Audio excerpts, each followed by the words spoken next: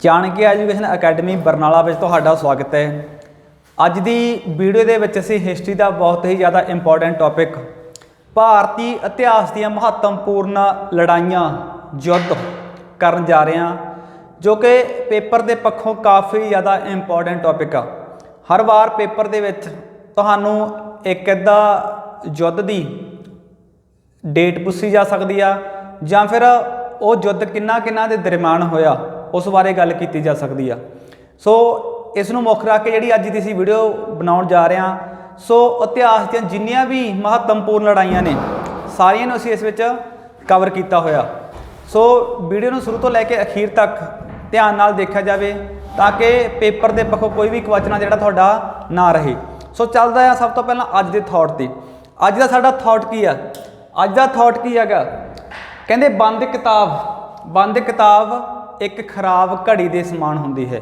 सो कई बार स्टूडेंट्स की करते हैं, साडे कोल आउंदे आ कि सानूं किहड़ी बुक्स पढ़नी चाहिए आ।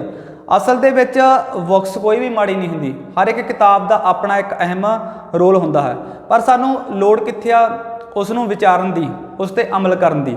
सो जेकर असीं किताब नूं बंद करके रख दांगे तां उसका जिहड़ा सानूं कोई बेनीफिट आ जिहड़ा वो नहीं मिलेगा। सो हर एक चीज़ ते अमल जिहड़ा करना साडे लई जरूरी है।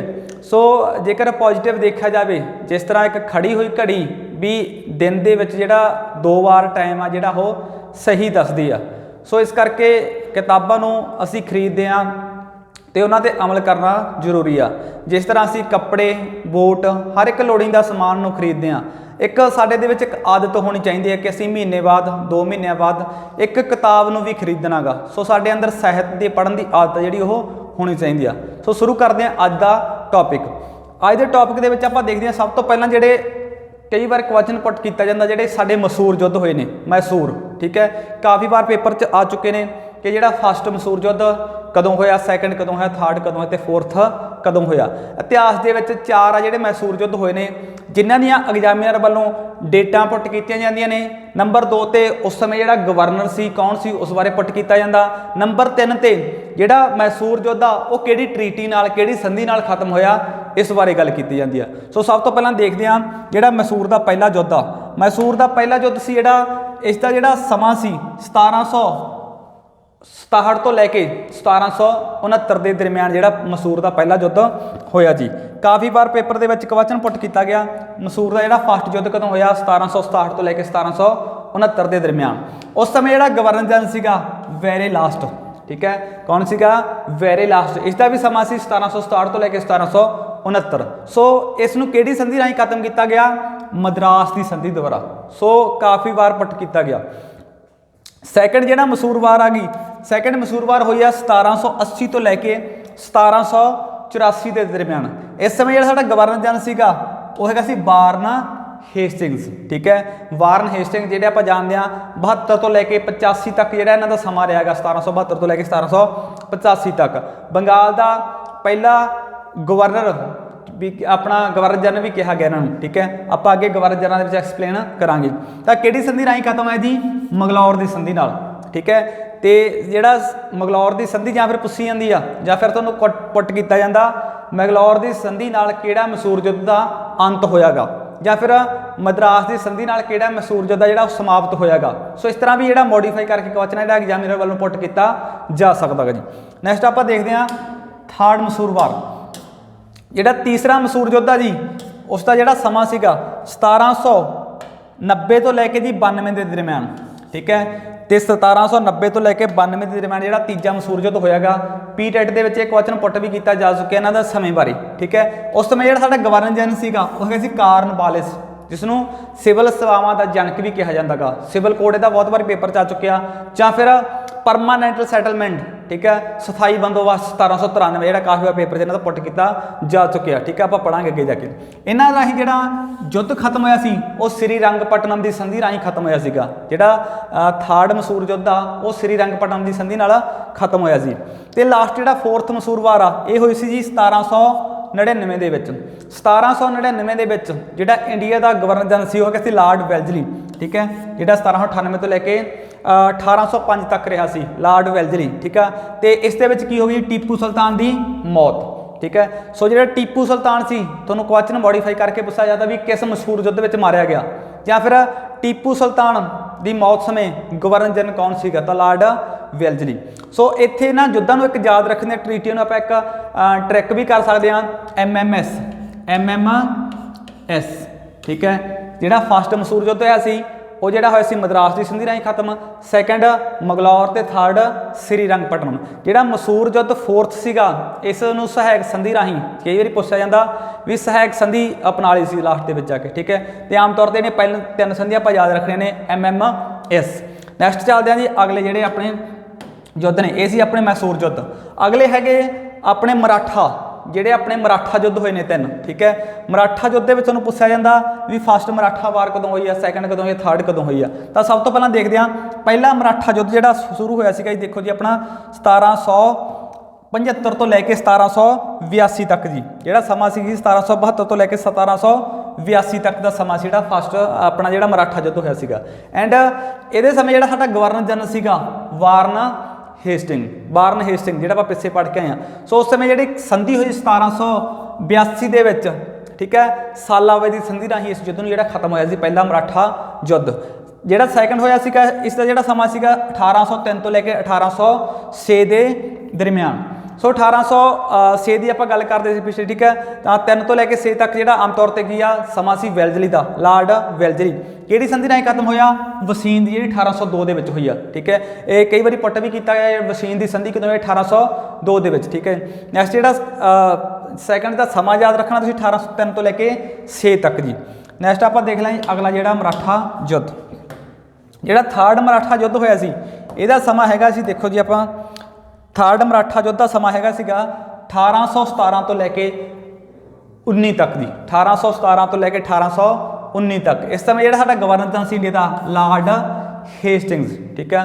काफ़ी बार पुट किया गया लार्ड हेस्टिंग, ठीक है। इस समय ਜਿਹੜਾ ਹੋਇਆ ਸੀ ਸਾਡਾ थर्ड मराठा युद्ध, ठीक है। ਇਹ ਸੀ ਸਾਡੇ 3 ਮਰਾਠਾ युद्ध, ਕਈ ਵਾਰੀ ਪੇਪਰਾਂ 'ਚ ਪੁੱਟ ਕੀਤੇ ਜਾ ਸਕਦੇ ਨੇ ਇਸਨੂੰ, ਠੀਕ है जी। ਨੈਕਸਟ ਆਪਾਂ ਦੇਖਦੇ ਹਾਂ ਜੀ ਅਗਲਾ ਜਿਹੜਾ ਅਗਲੀ ਨੈਕਸਟ थर्ड अगला है करनाटका युद्ध।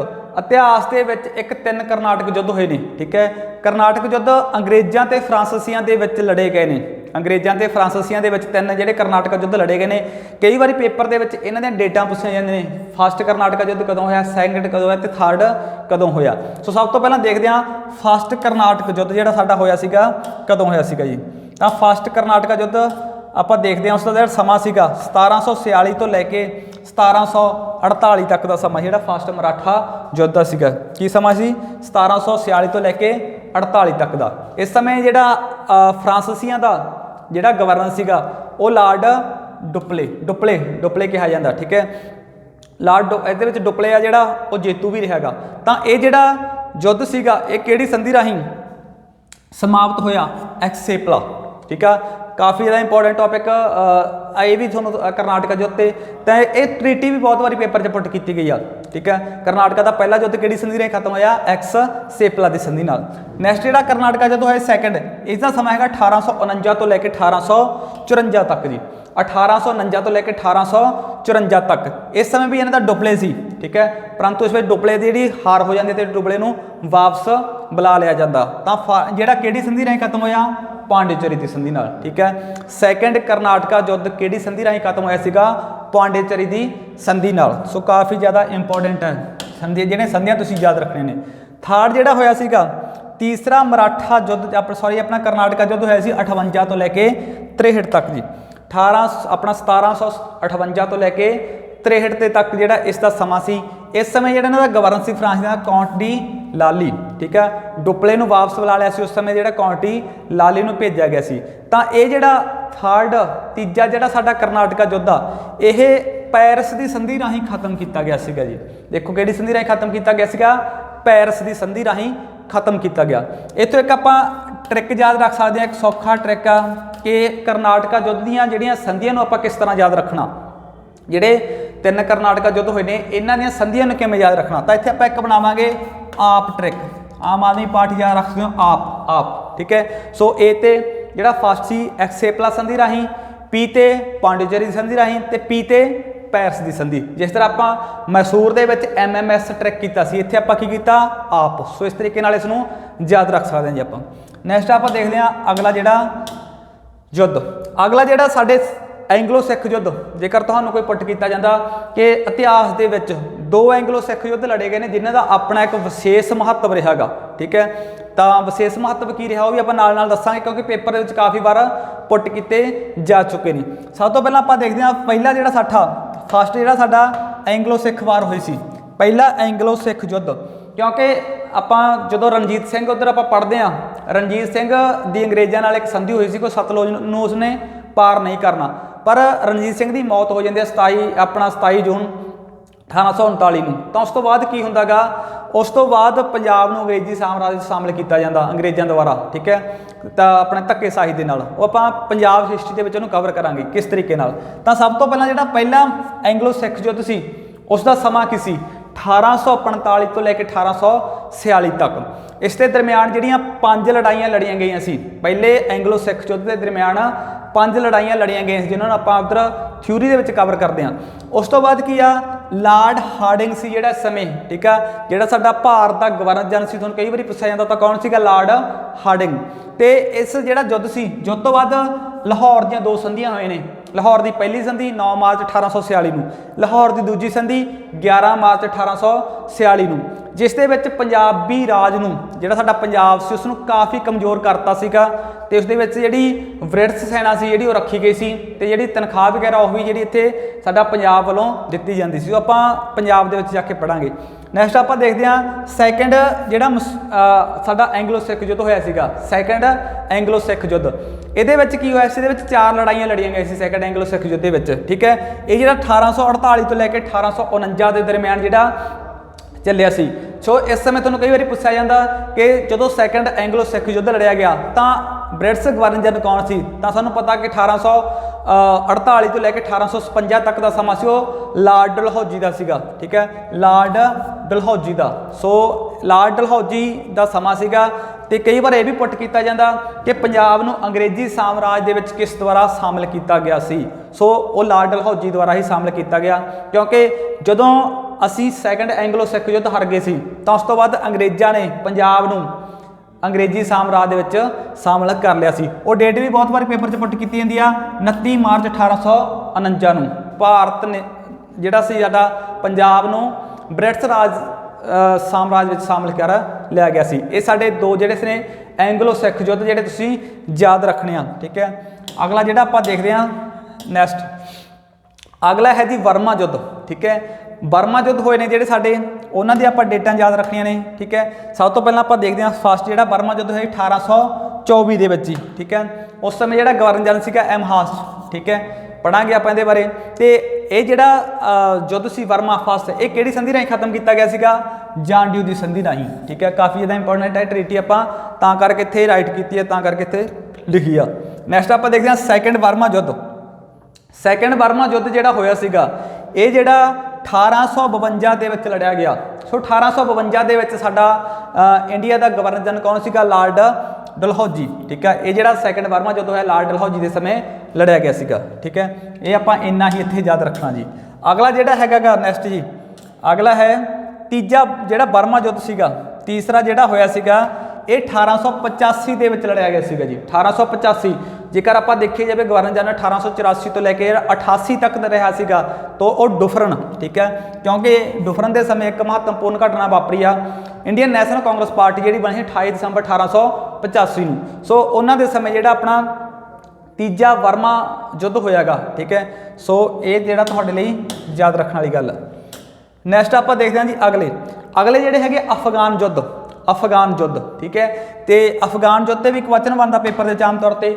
ਜਿਹੜਾ ਪਹਿਲਾ ਅਫਗਾਨ ਯੁੱਧ ਸੀਗਾ ਇਹ 1839 ਤੋਂ ਲੈ ਕੇ 1842 ਤੱਕ ਚੱਲਿਆ ਸੀਗਾ, ਠੀਕ ਹੈ। 1839 ਤੋਂ ਲੈ ਕੇ 1842 ਤੱਕ। ਇਸ ਸਮੇਂ ਜਿਹੜਾ ਗਵਰਨਰ ਜਨਰਲ ਸੀ ਕੌਣ ਸੀ, ਲਾਰਡ ਆਕਲੈਂਡ, ਠੀਕ ਹੈ, ਆਕਲੈਂਡ। ਉਸ ਤੋਂ ਬਾਅਦ ਜਿਹੜਾ ਸੈਕੰਡ ਅਫਗਾਨ ਯੁੱਧ ਸੀ ਇਸ ਦਾ ਸਮਾਂ ਹੈਗਾ 1878 ਤੋਂ ਲੈ ਕੇ 80 ਤੱਕ। ਇਹ ਹੈਗਾ ਸੀ ਲਾਰਡ ਲਿਟਨ ਦੇ ਸਮੇਂ, ਠੀਕ ਹੈ, ਕਿਉਂਕਿ ਲਿਟਨ ਦਾ ਸਮਾਂ ਸੀ ਜਿਹੜਾ 76 ਤੋਂ ਲੈ ਕੇ 80 ਤੱਕ ਦਾ ਸਮਾਂ ਸੀਗਾ। ਉਸ ਤੋਂ ਬਾਅਦ ਲਾਰਡ ਰਿਪਨ ਆ ਗਿਆ 80 ਤੋਂ ਲੈ ਕੇ 84 ਤੱਕ ਜੀ, ਠੀਕ ਹੈ। ਨੈਕਸਟ ਆਪਾਂ ਇਹ ਵੀ ਯਾਦ ਰੱਖ ਸਕਦੇ ਜਿਹੜਾ ਫਸਟ ਅਫਗਾਨ ਯੁੱਧ ਕਦੋਂ ਹੋਇਆ, ਸੈਕੰਡ ਜਿਹੜਾ ਅਫਗਾਨ ਯੁੱਧ ਕਦੋਂ ਹੋਇਆ ਜੀ, ਠੀਕ ਹੈ। ਸੋ ਤੁਹਾਡੇ ਲਈ ਯਾਦ ਰੱਖਣ ਵਾਲੀ ਇਹ ਵੀ ਜਿਹੜਾ ਮੇਨ ਪੁਆਇੰਟ ਹੈਗਾ। ਅਗਲਾ ਆਪਾਂ ਦੇਖਦੇ ਹਾਂ ਜੀ ਨੈਕਸਟ, ਅਗਲਾ ਜਿਹੜਾ ਤੀਜਾ ਅਫਗਾਨ ਯੁੱਧ ਲੜਿਆ ਗਿਆ, ਤੀਜਾ ਅਫਗਾਨ ਯੁੱਧ ਲੜਿਆ ਗਿਆ 1900 1919 ਦੇ ਵਿੱਚ ਜੀ। ਤਾਂ ਤੀਜਾ ਅਫਗਾਨ ਯੁੱਧ ਲੜਿਆ ਗਿਆ 1919 ਦੇ ਵਿੱਚ। 1919 ਦੇ ਵਿੱਚ ਅਸੀਂ ਜਾਣਦੇ ਹਾਂ ਸਾਰੇ ਸਾਡੇ ਪੰਜਾਬ ਨਾਲ ਸੰਬੰਧਿਤ ਜਲਿਆਂਵਾਲੇ ਬਾਗ ਦੀ ਘਟਨਾ ਵੀ ਵਾਪਰੀ ਆ। ਤਾਂ ਉਸ ਸਮੇਂ ਜਿਹੜਾ ਸਾਡਾ ਗਵਰਨਰ ਜਨਰਲ ਸੀਗਾ 16 ਤੋਂ ਲੈ ਕੇ 21 ਤੱਕ ਰਿਹਾ ਸੀਗਾ, ਉਹ ਲਾਰਡ ਚੈਮਸਫੋਰਡ ਸੀਗਾ, ਲਾਰਡ ਚੈਮਸਫੋਰਡ। ਸੋ ਮੈਂ ਤੁਹਾਨੂੰ ਇਹ ਗੱਲ ਇੱਥੇ ਦੱਸਣੀ ਚਾਹੁੰਦਾ ਕਿ ਇਹਨਾਂ ਨੂੰ ਯਾਦ ਕਰਨ ਦਾ ਇੱਕ ਸੌਖਾ ਤਰੀਕਾ ਕੀ ਆ ਕਿ ਸਾਨੂੰ ਗਵਰਨਰ ਜਨਰਲ ਜਿਹੜੇ ਸੀਕੁਐਂਸ ਵਾਈਜ਼ ਯਾਦ ਕਰਨੇ ਪੈਣਗੇ, ਕਿਉਂਕਿ ਉਹਨਾਂ ਦਾ ਟਾਈਮ ਪੀਰੀਅਡ ਅਸੀਂ ਯਾਦ ਰੱਖਾਂਗੇ ਤੁਹਾਡੇ ਜ਼ਿਆਦਾ ਕੁਐਸਚਨ ਜਿਹੜੇ ਇੱਥੋਂ ਸੋਲਵ ਹੋ ਸਕਦੇ ਨੇ। ਤਾਂ ਸਾਰਾ ਜਿਹੜਾ ਬੇਸ ਆ, ਜੇ ਆਪਾਂ ਗੱਲ ਕਰ ਲਈਏ ਮਾਡਰਨ ਦਾ, ਜੇਕਰ ਆਪਾਂ ਮਾਡਰਨ ਹਿਸਟਰੀ ਦੀ ਗੱਲ ਕਰ ਲਈਏ, ਸਾਰਾ ਬੇਸ ਤੁਹਾਡਾ ਗਵਰਨਰ ਜਨਰਲ ਤੇ ਟਿਕਿਆ ਹੋਇਆ। ਤੁਹਾਨੂੰ ਜਿਹੜੇ 1757 ਤੋਂ ਲੈ ਕੇ ਜਿੰਨੇ ਵੀ ਆਪਣੇ 1947 48 ਤੱਕ ਗਵਰਨਰ ਜਨਰਲ ਆ, ਉਹਨਾਂ ਦਾ ਟਾਈਮ ਪੀਰੀਅਡ, ਠੀਕ ਆ, ਉਹਨਾਂ ਦੁਆਰਾ ਕੀਤੇ ਹੋਏ ਕੰਮ ਆ ਜਿਹੜੇ ਉਹ ਯਾਦ ਰੱਖਣੇ ਪੈਣਗੇ। ਸੋ ਨੈਕਸਟ ਚੱਲਦੇ ਆਪਾਂ ਅੱਗੇ ਜੀ। ਅਗਲਾ ਜੋ ਹੈ, ਅਗਲਾ ਜਿਹੜਾ ਸਾਡਾ ਗਾ, ਹਾਂਜੀ, ਪਾਨੀਪਤ ਦੀਆਂ ਲੜਾਈਆਂ। ਪਾਨੀਪਤ ਦੀਆਂ ਲੜਾਈਆਂ ਅਸੀਂ ਜਾਣਦੇ ਹਾਂ ਕਿ ਪਾਨੀਪਤ ਦੇ 3 ਯੁੱਧ ਲੜੇ ਗਏ ਨੇ, ਠੀਕ ਹੈ। ਸੋ ਤਿੰਨਾਂ ਬਾਰੇ ਕੁਐਸਚਨ ਪੇਪਰ ਦੇ ਵਿੱਚ ਆਮ ਤੌਰ ਤੇ ਪੁੱਟ ਕੀਤੇ ਜਾ ਰਹੇ ਨੇ ਵਾਰ-ਵਾਰ, ਠੀਕ ਹੈ। ਸੋ ਆਪਾਂ ਦੇਖਦੇ ਹਾਂ ਪਾਨੀਪਤ ਦੇ 3 ਯੁੱਧਾਂ ਬਾਰੇ। ਸੋ ਪਾਨੀਪਤ ਦਾ ਜਿਹੜਾ ਪਹਿਲੀ ਲੜਾਈ ਹੋਈ ਆ, ਪਾਨੀਪਤ ਦਾ ਜਿਹੜਾ ਪਹਿਲੀ ਲੜਾਈ ਹੋਈ ਆ ਉਸ ਦਾ ਸਮਾਂ ਕੀ ਸੀ? ਆਮ ਤੌਰ ਤੇ ਕੁਐਸਚਨ ਬਹੁਤ ਵਾਰੀ ਪੇਪਰ 'ਚ ਪੁੱਟ ਕੀਤਾ ਗਿਆ, ਕਿਉਂਕਿ ਬਾਬਰ ਦੁਆਰਾ ਲੜਿਆ ਜਾਣ ਵਾਲਾ ਇੱਕ ਪ੍ਰਸਿੱਧ ਯੁੱਧ ਕਹਿ ਸਕਦੇ ਹਾਂ, ਜਿਸ ਦੇ ਵਿੱਚ ਇਹਨਾਂ ਨੇ ਤੁਲਗਮਾ ਨੀਤੀ ਅਪਣਾਈ ਆ, ਤੋਪਖਾਨੇ ਦਾ ਵੱਡੀ ਮਾਤਰਾ ਦੇ ਪ੍ਰਯੋਗ ਕੀਤਾ ਗਾ ਤੇ ਇਬਰਾਹਿਮ ਲੋਧੀ ਨੂੰ ਹਰਾਇਆ ਸੀਗਾ, ਠੀਕ ਹੈ, ਤੇ ਮੁਗਲ ਵੰਸ਼ ਦੀ ਨੀਂਹ ਰੱਖੀ ਸੀ। ਸੋ ਇਸ ਕਰਕੇ ਜ਼ਿਆਦਾ ਇੰਪੋਰਟੈਂਟ ਆ 21 ਅਪ੍ਰੈਲ 1526 ਜੀ। ਸੋ 21 ਅਪ੍ਰੈਲ 1526 ਨੂੰ ਜਿਹੜਾ ਇਹ ਯੁੱਧ ਲੜਿਆ ਗਿਆ ਸੀ ਬਾਬਰ ਤੇ ਇਬਰਾਹਿਮ ਲੋਧੀ ਦੇ ਵਿਚਕਾਰ ਜੀ। ਸੋ ਜੇਤੂ ਕੌਣ ਰਹਿੰਦਾ ਜੀ ਇਸ ਵਿੱਚ? ਬਾਬਰ ਇਸ ਵਿੱਚ ਜੇਤੂ ਰਹਿੰਦਾ ਗਾ, ਠੀਕ ਹੈ। ਤੇ ਦਿੱਲੀ ਤੇ ਜਿਹੜਾ ਕਹਿਣ ਦਾ ਭਾਵ ਗਿਆ ਬਾਬਰ ਦਾ ਜਿਹੜਾ ਰਾਜ ਆ, ਜਿਹੜਾ ਬਾਬਰ ਸਾਮਰਾਜ ਜਿਹੜਾ ਇੱਥੋਂ ਸ਼ੁਰੂ ਹੁੰਦਾ, ਬਾਬਰ ਦਾ ਜਿਹੜਾ ਸਮਾਂ ਕਹਿਣ ਦਾ ਭਾਵ, ਠੀਕ ਹੈ। ਅਗਲਾ ਦੇਖਦੇ ਹਾਂ ਆਪਾਂ ਪਾਨੀਪਤ ਦਾ ਦੂਜਾ ਯੁੱਧ। ਪਾਨੀਪਤ ਦੀ ਦੂਜੀ ਲੜਾਈ ਆਮ ਤੌਰ ਤੇ ਪੇਪਰ 'ਚ ਪੁੱਟ ਕੀਤੀ ਜਾਂਦੀ ਆ, ਠੀਕ ਹੈ। ਕਈ ਵਾਰੀ ਐਗਜ਼ੈਕਟ ਡੇਟ ਤੁਹਾਨੂੰ ਨਹੀਂ ਮਿਲਦੀ, ਪਰ ਇਹਦੀ ਸਹੀ ਡੇਟ ਕੀ ਆ? 5 ਨਵੰਬਰ 1556 ਨੂੰ, ਠੀਕ ਹੈ। ਆਮ ਤੌਰ ਤੇ ਐਗਜ਼ਾਮੀਨਰ ਵੱਲੋਂ ਅੱਜ ਦੇ ਸਮੇਂ ਦੇ ਵਿੱਚ ਉਹਨਾਂ ਦੇ ਡੇਟਾਂ ਵੀ ਇੰਪੋਰਟੈਂਟ ਆ ਜਿਹੜੀਆਂ ਤੁਸੀਂ ਯਾਦ ਰੱਖਣੇ ਨੇ, ਠੀਕ ਹੈ।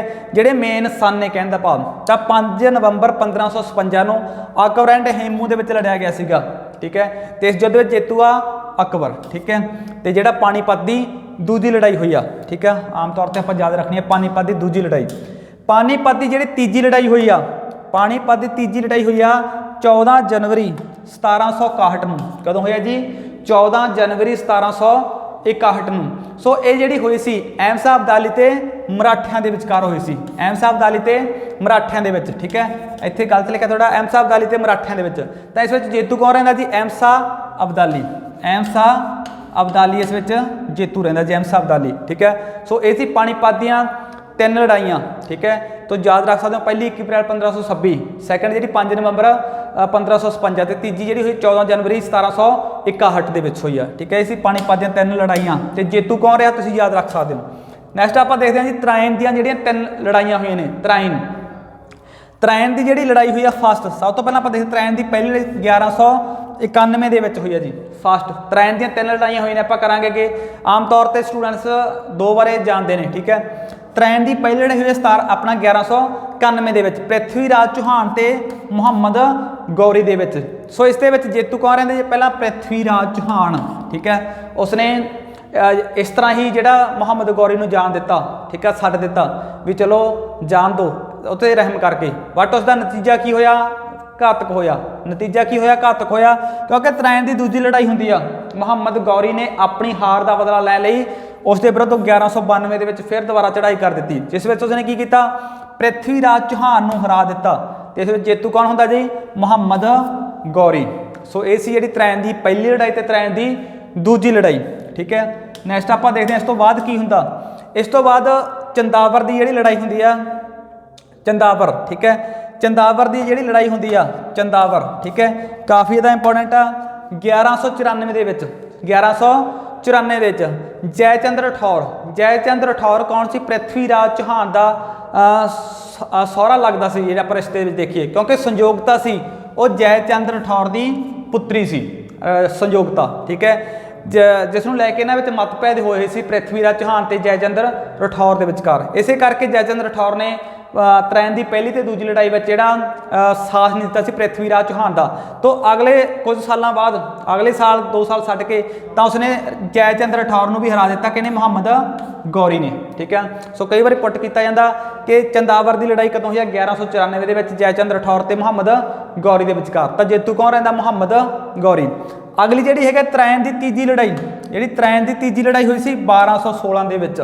ਆਮ ਤੌਰ ਤੇ ਅਸੀਂ ਇਸ ਨੂੰ ਘੱਟ ਜਾਣਦੇ ਹਾਂ। ਜਿਹੜੀ 1216 ਦੇ ਵਿੱਚ ਤਰੈਣ ਦੀ ਤੀਜੀ ਲੜਾਈ ਹੋਈ ਆ, ਇਹ ਹੋਈ ਆ ਤਾਜੁੱਦੀਨ ਤੇ ਇਲਤੁਤਮਿਸ ਦਾ। ਦਿੱਲੀ ਸਲਤਨਤ ਦਾ ਸ਼ਾਸਕ ਸੀ ਇਲਤੁਤਮਿਸ। ਠੀਕ ਹੈ, ਤੇ ਦੂਜੇ ਪਾਸੇ ਤਾਜੁੱਦੀਨ ਇਲਦੌਜ਼, ਤਾਂ ਇਹ ਗਜ਼ਨੀ ਦਾ ਸ਼ਾਸਕ ਸੀ, ਇਸ ਵਿੱਚ ਜੇਤੂ ਰਿਹਾ ਸੀ ਜੀ। ਇਹ ਵੀ ਕਾਫੀ ਜ਼ਿਆਦਾ ਇੰਪੋਰਟੈਂਟ ਆ, ਤੁਸੀਂ ਯਾਦ ਰੱਖ ਸਕਦੇ ਹੋ।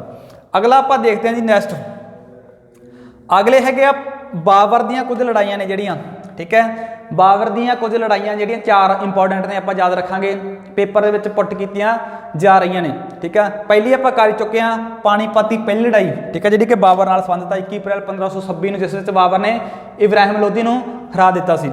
ਅਗਲੀ ਜਿਹੜੀ ਬਾਬਰ ਦੀ ਦੂਜੀ ਲੜਾਈ ਹੋਈ ਸੀ ਕਨਵਾਹ। ਠੀਕ ਹੈ, ਜਿਸ ਵਿੱਚ ਇਹਨਾਂ ਨੇ ਕਨਵਾਹ ਨੂੰ ਜਿੱਤਿਆ ਸੀ 16 ਮਾਰਚ 1527 ਨੂੰ ਜੀ। 16 ਮਾਰਚ 1527 ਨੂੰ ਇਹ ਕਿਹਦੇ ਦਰਮਿਆਨ ਹੋਈ ਆ, ਰਾਣਾ ਸਾਂਗਾ ਤੇ ਬਾਬਰ ਦੇ ਵਿਚਕਾਰ। ਤਾਂ ਜੇਤੂ ਕੌਣ ਰਹਿੰਦਾ ਜਿਸ ਵਿੱਚ, ਬਾਬਰ। ਠੀਕ ਹੈ, ਸਾਰਿਆਂ ਦੇ ਵਿੱਚ ਬਾਬਰ ਹੀ ਜੇਤੂ ਰਹੇਗਾ। ਠੀਕ ਹੈ, ਜਿਹੜੀ ਕਨਵਾਹ ਦਾ ਯੁੱਧ ਹੋਇਆ ਸੀਗਾ। ਅਗਲਾ ਦੇਖਦੇ ਹਾਂ ਜੀ ਨੈਕਸਟ, ਬਾਬਰ ਦੀ ਜਿਹੜੀ ਤੀਜੀ ਲੜਾਈ ਇਹਦੇ ਵਿੱਚ। ਅਗਲਾ ਹੈ ਜੀ ਤੀਜੀ ਲੜਾਈ ਬਾਬਰ ਦੀ ਜਿਹੜੀ ਹੋਈ ਸੀਗੀ, ਇਸ ਵਿੱਚ ਆਪਾਂ ਯਾਦ ਰੱਖਾਂਗੇ ਚੰਦੇਰੀ ਦੀ ਲੜਾਈ। ਚੰਦੇਰੀ ਦੀ ਲੜਾਈ ਹੋਈ ਸੀ ਬਾਬਰ ਤੇ ਮੇਦਨੀ ਰਾਓ ਦੇ ਵਿਚਕਾਰ, ਜਿਹੜੀ ਸਮਾਂ ਹੈਗਾ 29 ਜਨਵਰੀ 1528 ਨੂੰ। ਠੀਕ ਆ, ਜਿਹੜਾ ਟਾਈਮ ਪੀਰੀਅਡ ਹੈ 29 ਜਨਵਰੀ 1528 ਨੂੰ ਮੇਦਨੀ ਰਾਓ ਤੇ ਆਪਣਾ ਬਾਬਰ ਦੇ ਵਿਚਕਾਰ। ਤਾਂ ਜੇਤੂ ਕੌਣ ਰਹਿੰਦਾ ਇਹਦੇ ਵਿੱਚ ਜੀ, ਬਾਬਰ। ਠੀਕ ਹੈ, ਇਹ ਵੀ ਕਾਫੀ ਜ਼ਿਆਦਾ ਇੰਪੋਰਟੈਂਟ ਪੁਆਇੰਟ ਆ। ਅਗਲਾ ਹੈਗਾ ਘਾਗਰਾ ਦੀ ਲੜਾਈ।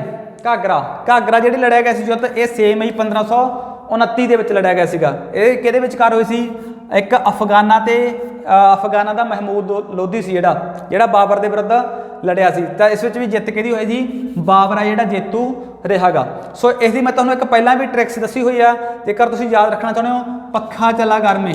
ਠੀਕ ਹੈ, ਪੱਖਾ ਚਲਾ ਗਰਮੇ।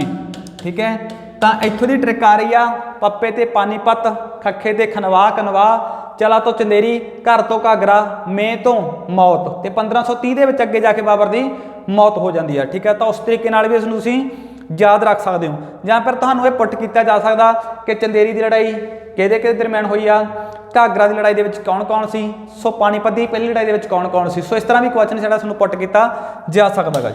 ਅਗਲਾ ਆਪਾਂ ਦੇਖਦੇ ਹਾਂ ਜੀ ਨੈਕਸਟ। ਅਗਲਾ ਹੈ ਅਗਲੇ ਜਿਹੜੇ ਸਾਡੇ ਭਾਰਤ ਪਾਕਿਸਤਾਨ ਯੁੱਧ ਹੋਏ ਨੇ। ਠੀਕ ਹੈ, ਇਹ ਵੀ ਕਾਫੀ ਜ਼ਿਆਦਾ ਇੰਪੋਰਟੈਂਟ ਨੇ। ਭਾਰਤ ਪਾਕਿਸਤਾਨ ਜਿਹੜੇ ਸਾਡੇ ਯੁੱਧ ਹੋਏ ਨੇ, ਸਭ ਤੋਂ ਪਹਿਲਾਂ ਦੇਖਦੇ ਹਾਂ 1965 ਦੇ ਵਿੱਚ ਭਾਰਤ ਤੇ ਪਾਕਿਸਤਾਨ ਦਾ ਜਿਹੜਾ ਯੁੱਧ ਹੋਇਆ ਸੀਗਾ, ਤੇ ਜਿਸ ਵਿੱਚ ਭਾਰਤ ਜੇਤੂ ਰਿਹਾ ਸੀਗਾ। ਠੀਕ ਹੈ, ਇਹ ਵੀ ਯਾਦ ਰੱਖਣਾ, ਤੁਸੀਂ ਰੱਖ ਸਕਦੇ ਹੋ। ਠੀਕ ਹੈ, ਸੈਕੰਡ ਜਿਹੜੀ ਹੋਈ ਆ ਭਾਰਤ ਤੇ ਪਾਕਿਸਤਾਨ ਦਾ ਯੁੱਧ ਹੋਇਆ ਸੀ 1971 ਦੇ ਵਿੱਚ, ਇਹਦੇ ਵਿੱਚ ਵੀ ਭਾਰਤ ਕੀ ਆ, ਜੇਤੂ ਰਿਹਾ ਸੀਗਾ। ਠੀਕ ਹੈ, ਤੀਸਰਾ ਜਿਹੜਾ ਆਪਾਂ ਇਹਦੇ ਵਿੱਚ ਪੜਾਂਗੇ ਆਪਣਾ ਕਾਰਗਿਲ, ਜਿਹੜਾ ਕਿ ਭਾਰਤ ਪਾਕਿਸਤਾਨ ਨਾਲ ਸੰਬੰਧਿਤ ਆ। ਤੀਸਰਾ ਜਿਹੜਾ ਹੋਇਆ ਸੀਗਾ 26 ਜੁਲਾਈ 1999 ਨੂੰ ਜਿਹੜਾ ਹੋਇਆ ਸੀਗਾ ਕਾਰਗਿਲ ਦੀ ਲੜਾਈ। ਠੀਕ ਹੈ, ਇਹਦੇ ਵਿੱਚ ਵੀ ਭਾਰਤ ਕੀ ਆ, ਜੇਤੂ ਰਿਹਾ ਸੀ। ਕਹਿਣ ਦਾ ਭਾਵ 3 ਇੰਪੋਰਟੈਂਟ ਯੁੱਧ ਨੇ ਭਾਰਤ ਪਾਕਿਸਤਾਨ ਨੂੰ ਲੈ ਕੇ ਜੇ ਤੁਹਾਨੂੰ ਆ ਸਕਦੇ ਆ। ਠੀਕ ਹੈ, 1965 ਦੇ ਵਿੱਚ, 1971 ਤੇ 1999 ਦੇ ਵਿੱਚ। ਠੀਕ ਹੈ, ਤੇ ਤੁਸੀਂ ਜਿਹੜੇ ਭਾਰਤ ਪਾਕਿਸਤਾਨ ਦੇ ਜਿਹੜੇ 3 ਯੁੱਧ ਹੋਏ ਨੇ, ਤਾਂ ਤਿੰਨਾਂ ਦੇ ਵਿੱਚ ਹੀ ਭਾਰਤ ਆ ਜਿਹੜਾ ਜੇਤੂ ਰਹਿੰਦਾ ਗਾ। ਅਗਲਾ ਦੇਖਦੇ ਹਾਂ ਨੈਕਸਟ ਜੀ। ਅਗਲਾ ਹੈਗਾ ਗਾ ਚੀਨ ਦੁਆਰਾ ਭਾਰਤ ਤੇ ਹਮਲਾ ਕੀਤਾ ਗਿਆ ਸੀਗਾ 1962 ਦੇ ਵਿੱਚ। ਠੀਕ ਹੈ, 1962 ਦੇ ਵਿੱਚ ਭਾਰਤ ਦਾ ਯੁੱਧ ਕਿਹਦੇ ਨਾਲ ਹੋਇਆ ਸੀਗਾ ਜੀ, ਚਾਈਨਾ ਦੇ ਨਾਲ, ਚੀਨ ਨਾਲ, ਜਿਸ ਵਿੱਚ ਚਾਈਨਾ ਜਿਹੜਾ ਉਹ ਜੇਤੂ ਰਿਹਾ ਸੀ। ਅੱਜ ਵੀ ਜਿਹੜਾ ਚਾਈਨਾ ਸਾਡੀ ਕਾਫੀ ਜ਼ਿਆਦਾ ਸੰਪत्ति ਪ੍ਰਾਪਰਟੀ ਜਿਹੜੀ ਉਹ ਦੱਬੀ ਬੈਠਾ ਕਹਿਣ ਦਾ ਭਾਵ। ਠੀਕ ਹੈ, ਇਹ ਸੀ ਜਿਹੜਾ ਆਪਣਾ ਚੀਨ ਨਾਲ ਜਿਹੜੀ ਆਪਣੀ ਲੜਾਈ ਹੋਈ ਸੀ। ਅਗਲਾ ਆਪਾਂ ਦੇਖਦੇ ਹਾਂ ਪਲਾਸੀ ਦਾ ਯੁੱਧ। ਪੇਪਰ ਦੇ ਪੱਖੋਂ ਕਾਫੀ ਜ਼ਿਆਦਾ ਇੰਪੋਰਟੈਂਟ ਆ। ਪਲਾਸੀ ਦੀ ਲੜਾਈ ਕਦੋਂ ਹੋਈ ਆ। ਠੀਕ ਆ, ਐਕਸਪਲੇਸ਼ਨ 'ਚ ਆਪਾਂ ਉਹਦੇ ਨਾਲ ਕਰ ਰਹੇ ਹਾਂ ਟੌਪਿਕ। ਠੀਕ ਹੈ, ਤੇ ਪਲਾਸੀ ਦੀ ਲੜਾਈ ਕਦੋਂ ਹੋਈ ਆ ਜੀ, 23 ਜੂਨ 1757 ਦੇ ਵਿੱਚ ਜੀ। ਪਲਾਸੀ ਦਾ ਯੁੱਧ ਕਦੋਂ ਲੜਿਆ ਗਿਆ, 23 ਜੂਨ 1757 ਦੇ ਵਿੱਚ। ਇਹ ਜਿਹੜਾ ਯੁੱਧ ਸੀ ਸਿਰਾਜੂਦੌਲਾ ਤੇ ਅੰਗਰੇਜ਼ਾਂ ਦੇ ਵਿਚਕਾਰ ਲੜਿਆ ਗਿਆ ਸੀਗਾ। ਇਸ ਵਿੱਚ ਸਿਰਾਜੂਦੌਲੇ ਦੇ ਹਾਰ ਦਾ ਕਾਰਨ ਕੀ ਸੀਗਾ, ਮੀਰ ਜਾਫਰ। ਠੀਕ ਹੈ, ਜਿਹੜਾ ਕਿ ਗਦਾਰੀ ਕਾਰਨ ਅੰਗਰੇਜ਼ਾਂ ਨਾਲ ਰਲ ਜਾਂਦਾ। ਠੀਕ ਹੈ, ਜਿਸ ਕਰਕੇ ਉਹਦੀ ਹਾਰ ਹੁੰਦੀ ਆ। ਇਸ ਵਿੱਚ ਅੰਗਰੇਜ਼ ਆ ਜਿਹੜੇ ਉਹ ਜੇਤੂ ਰਹਿੰਦੇ ਆ। ਨੈਕਸਟ ਆਪਾਂ ਬਕਸਰ ਦੀ ਲੜਾਈ ਇੱਕ ਪੇਪਰ ਦੇ ਵਿੱਚ ਕਾਫੀ ਜ਼ਿਆਦਾ ਇੰਪੋਰਟੈਂਟ ਆ, ਕਿਉਂਕਿ ਪਲਾਸੀ ਦੀ ਅਧੂਰੀ ਲੜਾਈ ਨੂੰ ਬਕਸਰ ਨੇ ਪੂਰਾ ਕੀਤਾ ਸੀਗਾ। ठीक है। ਜਿਹੜਾ ਬਕਸਰ ਦਾ ਯੁੱਧ ਲੜਿਆ ਗਿਆ ਸੀ 22 ਅਕਤੂਬਰ 1764 ਨੂੰ ਜੀ। ਕਦੋਂ ਲੜਿਆ ਗਿਆ ਸੀਗਾ ਜੀ? 22 ਅਕਤੂਬਰ 1764 ਦੇ ਵਿੱਚ। ਤਾਂ ਇਹ ਹੈਗਾ ਸੀ ਸਿਰਾਜੁੱਦੌਲਾ, ਠੀਕ ਹੈ। ਇਹਦੇ ਵਿੱਚ ਸਿਰਾਜੁੱਦੌਲਾ ਸੀਗਾ, ਇਹਦੇ ਵਿੱਚ ਸਿਰਾਜੁੱਦੌਲਾ ਸੀਗਾ, ਠੀਕ ਹੈ। ਤੇ ਇਹਨੂੰ ਆਪਾਂ ਐਕਸਪਲੇਨ ਬਕਸਰ ਦੀ ਲੜਾਈ ਦੇ ਵਿੱਚ ਅੱਗੇ ਜਾ ਕੇ ਕਰਾਂਗੇ। ਤਾਂ ਤੁਸੀਂ ਇੱਥੇ ਯਾਦ ਰੱਖਣਾ ਕਿ ਬਕਸਰ ਦੀ ਲੜਾਈ ਕਦੋਂ ਹੋਈ ਆ ਤੇ ਕਿਹਨਾਂ ਦੇ ਦਰਮਿਆਨ ਹੋਈ ਆ, ਠੀਕ ਹੈ। ਤੇ ਇਹਦੇ ਵਿੱਚ ਸੀ ਅੰਗਰੇਜ਼ ਫਿਰ ਇਸ ਵਿੱਚ ਜੇਤੂ ਰਹਿੰਦੇ ਆ। ਅੰਗਰੇਜ਼ਾਂ ਦਾ ਕੀ ਹੈ ਇਸ ਵਿੱਚ ਪਲੜਾ ਭਾਰੀ ਰਹਿੰਦਾ। ਕਾਰਨ ਕੀ ਆ? ਸਿਰਫ ਗਦਾਰੀ ਦਾ ਕਾਰਨ ਹੈ ਕਿ ਭਾਰਤੀਆਂ ਦੁਆਰਾ ਜਿਹੜੀ ਕੀਤੀ ਜਾਣ ਵਾਲੀ ਵਾਰ-ਵਾਰ ਗਦਾਰੀ, ਇਸ ਕਰਕੇ ਜਿਹੜੇ ਭਾਰਤੀ ਆ ਹਾਰਦੇ ਰਹੇ ਨੇ। ਨੈਕਸਟ ਆਪਾਂ ਦੇਖਦੇ ਹਾਂ ਜੀ ਅਗਲਾ। ਅਗਲੀ ਹੈ ਜੀ ਜੇਲਮ ਦਾ ਯੁੱਧ। ਜੇਲਮ ਜਾਂ ਵਿਤਸਤਾ ਵੀ ਬੋਲ ਦਿੰਦੇ ਆ ਕਿਉਂਕਿ ਇਹਦਾ ਪੁਰਾਣਾ ਨਾਮ ਸੀ ਵਿਤਸਤਾ, ਠੀਕ ਹੈ। ਇਹ 326 AD ਦੇ ਵਿੱਚ ਲੜਿਆ ਗਿਆ ਸੀਗਾ। ਸਿਕੰਦਰ ਤੇ ਪੋਰਸ। ਸਿਕੰਦਰ ਨੂੰ ਤੁਸੀਂ ਸਾਰੇ ਜਾਣਦੇ ਹੋ, ਠੀਕ ਹੈ। 323 ਦੇ ਵਿੱਚ ਬੇਬੀਲੋਨ ਦੇ ਵਿੱਚ ਇਸ ਦੀ ਮੌਤ ਹੁੰਦੀ ਹੈ, ਸਿਕੰਦਰ, ਠੀਕ ਹੈ। ਸਿਕੰਦਰ ਤੇ ਪੋਰਸ ਦੇ ਵਿੱਚ ਲੜਿਆ ਜਾਣ ਵਾਲਾ ਯੁੱਧ ਸੀਗਾ, ਠੀਕ ਹੈ। ਤਾਂ ਜੇਤੂ ਕੌਣ ਰਹਿੰਦਾ ਜੀ ਇਸ ਵਿੱਚ? ਸਿਕੰਦਰ ਜੇਤੂ ਰਹਿੰਦਾ ਗਾ, ਠੀਕ ਹੈ। ਜੇ ਬੇਸ਼ੱਕ ਜਿਹਦੇ ਵਿੱਚ ਪੋਰਸ ਹਾਰ ਜਾਂਦਾ, ਪਰ ਫਿਰ ਵੀ ਸਿਕੰਦਰ ਉਸ ਦਾ ਬੜਾ ਮਾਣ ਕਰਦਾ ਉਸ ਦੀ ਬਹਾਦਰੀ ਨੂੰ ਦੇਖ ਕੇ, ਕਿਉਂਕਿ ਇੱਥੇ ਜਦੋਂ ਪੋਰਸ ਹਰਿਆ ਸੀ ਤਾਂ ਸਿਕੰਦਰ ਨੇ ਉਸ ਨੂੰ ਪੁੱਛਿਆ ਸੀ ਕਿ ਤੇਰੇ ਨਾਲ ਕਿਸ ਤਰ੍ਹਾਂ ਦਾ ਵਿਵਹਾਰ ਕੀਤਾ ਜਾਵੇ। ਤਾਂ ਪੋਰਸ ਨੇ ਕੀ ਕਿਹਾ ਸੀਗਾ ਕਿ ਜਿਸ ਤਰ੍ਹਾਂ ਜਿੱਤਿਆ ਹੋਇਆ ਰਾਜਾ ਇੱਕ ਹਾਰੇ ਹੋਏ ਨਾਲ ਕਰਦਾ ਹੈ। ਤਾਂ ਇੱਥੋਂ ਸਿਕੰਦਰ ਨੂੰ, ਠੀਕ ਹੈ, ਪੋਰਸ ਦੀ ਬਹਾਦਰੀ ਦਾ ਅਨੁਮਾਨ ਲੱਗ ਗਿਆ ਤਾਂ ਉਸਨੇ ਉਸ ਨੂੰ ਆਪਣਾ ਦੋਸਤ, ਉਸਦਾ ਆਪਣਾ ਮਿੱਤਰ ਬਣਾ ਲਿਆ ਸੀਗਾ। ਸੋ ਇਸ ਕਰਕੇ ਇਹ ਕਾਫੀ ਜ਼ਿਆਦਾ ਇੰਪੋਰਟੈਂਟ ਯੁੱਧ ਆ ਜਿਹੜਾ ਤੁਸੀਂ ਕਈ ਵਾਰੀ ਪੇਪਰ 'ਚ ਪੁੱਟ ਕੀਤਾ ਜਾ ਚੁੱਕਿਆ। ਨੈਕਸਟ ਆਪਾਂ ਦੇਖਦੇ ਹਾਂ ਕਲਿੰਗ ਦਾ ਜਿਹੜਾ ਯੁੱਧ ਦਾ ਰੋਲ ਆ ਅਸ਼ੋਕ ਦੇ ਜੀਵਨ ਵਿੱਚ ਕਿਹੜਾ ਮਹੱਤਵ ਆ, ਕਿਉਂਕਿ ਇੱਥੇ ਅਸ਼ੋਕ ਨੇ ਕਲਿੰਗ ਯੁੱਧ ਤੋਂ ਬਾਅਦ ਆਪਣੀ ਜਿਹੜੀ ਖੂਨ ਖਰਾਬੇ ਦੀ ਜਿਹੜੀ ਨੀਤੀ ਨੂੰ ਤਿਆਗਤਾ ਸੀਗਾ, ਠੀਕ ਹੈ। ਤੇ ਬੁੱਧ ਧਰਮ ਉਹ ਗ੍ਰਹਿਣ ਕਰ ਲਿਆ ਸੀ, ਕਿਉਂਕਿ ਕਲਿੰਗ ਦੇ ਯੁੱਧ ਵਿੱਚ ਕਾਫੀ ਜ਼ਿਆਦਾ ਜਾਨੀ ਮਾਲੀ ਨੁਕਸਾਨ ਹੋਇਆ ਸੀ, ਠੀਕ ਹੈ। ਸੋ ਕਾਫੀ ਪ੍ਰਭਾਵ ਰਿਹਾ ਅਸ਼ੋਕ ਦੇ ਜੀਵਨ ਤੇ। 261 BC ਦੇ ਵਿੱਚ ਲੜਿਆ ਗਿਆ ਯੁੱਧ। 261 BC ਦੇ ਵਿੱਚ ਲੜਿਆ ਗਿਆ ਅਸ਼ੋਕ ਤੇ ਨਰੇਸ਼ ਖਾਰੇਵਾਲ। ਕਲਿੰਗ ਨਰੇਸ਼ ਖਾਰੇਵਾਲ ਸੀ ਜਿਨ੍ਹਾਂ ਦੇ ਵਿਚਕਾਰ ਹੋਇਆ ਸੀ। ਤਾਂ ਅਸ਼ੋਕ ਇਸ ਦੇ ਵਿੱਚ ਜੇਤੂ ਰਹਿੰਦਾ ਜੀ। ਤਾਂ ਜੇਤੂ ਕੌਣ ਰਹਿੰਦਾ ਜਿਸ ਵਿੱਚ? ਅਸ਼ੋਕ ਜੀ। ਅਗਲਾ ਜਿਹੜਾ ਯੁੱਧ ਦੇਖਦੇ ਹਾਂ ਜੀ ਆਪਾਂ ਅੱਗੇ, ਅਗਲਾ ਹੈ ਚੌਸਾ ਦਾ ਯੁੱਧ। ਚੌਸਾ ਦਾ ਯੁੱਧ ਵੀ ਪੇਪਰ ਦੇ ਪੱਖੋਂ ਕਾਫੀ ਜ਼ਿਆਦਾ ਇੰਪੋਰਟੈਂਟ ਆ। ਚੌਸਾ 26 ਜੂਨ 1539 ਨੂੰ ਲੜਿਆ ਜਾਣ ਵਾਲਾ ਯੁੱਧ ਸੀ। ਕਿਹਦੇ ਵਿਚਕਾਰ ਜੀ? ਸ਼ੇਰਸ਼ਾਹ ਸੂਰੀ ਤੇ ਹਿਮਾਂਜੂ ਦੇ ਵਿਚਕਾਰ। ਹਿਮਾਂਜੂ ਜੋ ਕਿ ਬਾਬਰ ਦਾ ਪੁੱਤਰ ਸੀ, ਠੀਕ ਹੈ। ਤਾਂ ਇਹਨਾਂ ਦੋਵਾਂ ਵਿਚਕਾਰ ਲੜਿਆ ਗਿਆ ਸੀ। ਤਾਂ ਜੇਤੂ ਕੌਣ ਰਿਹਾ ਸੀ? ਸ਼ੇਰਸ਼ਾਹ ਸੂਰੀ ਜਿਸ ਦਾ ਮੁੱਢਲਾ ਨਾਂ ਸੀਗਾ ਫਰੀਦ ਖਾਂ, ਠੀਕ ਹੈ। ਤੇ ਨੈਕਸਟ ਜਿਹੜਾ ਕਨੌਜ ਤੇ ਬਿਲਗ੍ਰਾਮ, ਠੀਕ ਹੈ। ਕਨੌਜ ਤੇ ਬਿਲਗ੍ਰਾਮ, ਜਾਂ ਆਪਾਂ ਕਿਹਨੂੰ ਕਨੌਜ ਕਹਿ ਸਕਦੇ ਹਾਂ ਜਾਂ ਫਿਰ ਬਿਲਗ੍ਰਾਮ ਦਾ ਯੁੱਧ ਕਹਿ ਸਕਦੇ ਹਾਂ, ਠੀਕ ਆ। ਦੋਨੇ ਹੀ ਨਾਮ ਜਿਹੜੇ ਪੇਪਰ 'ਚ ਪੁੱਟ ਕੀਤੇ ਜਾਂਦੇ ਆ। ਤਾਂ ਇਹ ਜਿਹੜਾ ਹੋਇਆ 17 ਮਈ 1540 ਦੇ ਵਿੱਚ ਸੀ। 17 ਮਈ 1540 ਦੇ ਵਿੱਚ ਹਿਮਾਂਜੂ ਤੇ ਸ਼ੇਰਸ਼ਾਹ ਸੂਰੀ ਦੇ ਵਿਚਕਾਰ। ਇੱਥੋਂ ਕੀ ਹੋਇਆ ਸੀ? ਬਿਲਗ੍ਰਾਮ ਦੇ ਯੁੱਧ ਦੇ ਵਿੱਚ ਸ਼ੇਰਸ਼ਾਹ ਸੂਰੀ ਨੇ ਜਿਹੜਾ ਆਪਣਾ ਅਫਗਾਨ ਵੰਸ਼ ਦੀ ਜਿਹੜੀ ਸਥਾਪਨਾ ਕਰ ਲਈ ਸੀ। ਤਾਂ ਜਿਹੜਾ ਇੱਕ ਵਾਰ ਮੁਗਲ ਸਾਮਰਾਜ ਜਿਹੜਾ ਉੱਥੋਂ ਕੁਝ ਸਮੇਂ ਲਈ ਸਾਈਡ ਤੇ ਹੋ ਗਿਆ ਸੀਗਾ 1555 ਦੇ ਤੱਕ, ਠੀਕ ਹੈ। ਤਾਂ ਇੱਥੇ ਸ਼ੇਰਸ਼ਾਹ ਸੂਰੀ ਨੇ ਜਿਹੜਾ ਜੇਤੂ ਰਿਹਾ ਸੀਗਾ ਜੀ। ਅਗਲਾ ਜਿਹੜਾ ਹੈ ਜੀ ਕਲਿੰਜਰ ਦਾ ਯੁੱਧ, ਠੀਕ ਹੈ। ਜਿਹੜਾ ਕਲਿੰਜਰ ਦਾ ਯੁੱਧ ਹੋਇਆ ਸੀ ਜੀ 1545 ਦੇ ਵਿੱਚ। ਕਲਿੰਜਰ, ਠੀਕ ਹੈ, ਕਾਫੀ ਇਹਦਾ ਪੇਪਰ 'ਚ ਪੁੱਟ ਕੀਤਾ ਜਾਂਦਾ ਕਲਿੰਜਰ ਜੀ। ਤਾਂ ਕਲਿੰਜਰ ਦਾ ਯੁੱਧ ਹੋਇਆ ਸੀ 1545 ਦੇ ਵਿੱਚ ਜੀ। 1545 ਦੇ ਵਿੱਚ। ਤਾਂ ਦੇਖਦੇ ਹਾਂ ਕਲਿੰਜਰ ਦਾ ਯੁੱਧ, ਠੀਕ ਹੈ। ਇਸ ਦੇ ਵਿੱਚ ਕੀ ਹੋਇਆ? ਇਸ ਲੜਾਈ ਵਿੱਚ ਸ਼ੇਰਸ਼ਾਹ ਸੂਰੀ ਆ ਜਿਹੜਾ ਉਹ ਮਾਰਿਆ ਜਾਂਦਾ ਜੀ। ਸ਼ੇਰਸ਼ਾਹ ਸੂਰੀ ਕਲਿੰਜਰ ਦੀ ਲੜਾਈ ਵਿੱਚ ਇਹਦੀ ਜਿਹੜਾ ਸਮਾਂ ਸੀ ਪ੍ਰੋਪਰਲੀ 22 ਮਈ 1745 22 ਮਈ 1545 ਸੌਰੀ 22 ਮਈ 1545 ਨੂੰ ਜਿਹੜਾ ਸੀ ਸ਼ੇਰਸ਼ਾਹ ਸੂਰੀ, ਠੀਕ ਹੈ, ਤੇ ਜਿਹੜੀ ਮੌਤ ਹੋ ਜਾਂਦੀ ਹੈ ਕਲਿੰਜਰ ਦੀ ਲੜਾਈ ਦੇ ਵਿੱਚ ਗੋਲਾ ਬਾਰੂਦ ਫਟਣ ਦੇ ਕਾਰਨ, ਠੀਕ ਹੈ। ਤਾਂ ਤੁਸੀਂ ਯਾਦ ਰੱਖ ਸਕਦੇ ਹੋ ਵੀ। ਨੈਕਸਟ ਆਪਾਂ ਦੇਖਦੇ ਹਾਂ ਜੀ ਅਗਲਾ। ਅੱਗੇ ਗਿਆ ਤਾਲੀਕੋਟਾ ਦੀ ਲੜਾਈ। ਤਾਲੀਕੋਟਾ ਦੀ ਜਿਹੜੀ ਲੜਾਈ ਹੋਈ ਸੀ 23 ਜਨਵਰੀ 1765 ਦੇ ਵਿੱਚ ਜੀ। ਕਈ ਬੁੱਕਸ ਦੇ ਉੱਪਰ ਇਸ ਦਾ ਜਿਹੜਾ ਡੇਟ ਮਿਲਦੀ ਹੈ 26 ਜਨਵਰੀ ਮਿਲਦੀ ਆ, ਠੀਕ ਹੈ। ਤਾਂ 23 ਜਨਵਰੀ 1565 23 ਜਨਵਰੀ 1565 ਦੇ ਵਿੱਚ ਇਹ ਹੋਈ ਸੀ ਨਿਜ਼ਾਮ ਸ਼ਾਹ ਤੇ ਰਾਜਾ ਰਾਮ ਦੇ ਵਿਚਕਾਰ, ਠੀਕ ਹੈ। ਜਿਸ ਵਿੱਚ ਜੇਤੂ ਕੌਣ ਰਹਿੰਦਾ ਜੀ? ਨਿਜ਼ਾਮ ਸ਼ਾਹ ਇਸ ਲੜਾਈ ਵਿੱਚ ਜੇਤੂ ਹੋਇਆ ਸੀਗਾ। ਅਗਲਾ ਯੁੱਧ ਜਿਹੜਾ ਹੈਗਾ ਹਲਦੀ ਘਾਟੀ ਦਾ ਯੁੱਧ। ਹਲਦੀ ਘਾਟੀ ਕਾਫੀ ਜ਼ਿਆਦਾ ਇੰਪੋਰਟੈਂਟ ਯੁੱਧ ਦਾ ਇਤਿਹਾਸ ਦੇ ਵਿੱਚ, ਜਿਹੜਾ 18 ਜੂਨ 1576 ਦੇ ਵਿੱਚ ਲੜਿਆ ਗਿਆ ਜੀ। 18 ਜੂਨ 1576 ਦੇ ਵਿੱਚ ਲੜਿਆ ਗਿਆ ਰਾਣਾ ਪ੍ਰਤਾਪ, ਠੀਕ ਹੈ, ਤੇ ਮੁਗਲ ਸੈਨਾਪਤੀ ਮਾਨ ਸਿੰਘ ਦੇ ਵਿਚਕਾਰ, ਠੀਕ ਹੈ। ਇਸ ਵਿੱਚ ਮੁਗਲ ਸੈਨਾਪਤੀ ਕੌਣ ਸੀਗਾ? ਮੁਗਲਾਂ ਵੱਲੋਂ ਮਾਨ ਸਿੰਘ, ਠੀਕ ਹੈ। ਜਿਸ ਦੇ ਵਿੱਚ ਕੀ ਆ?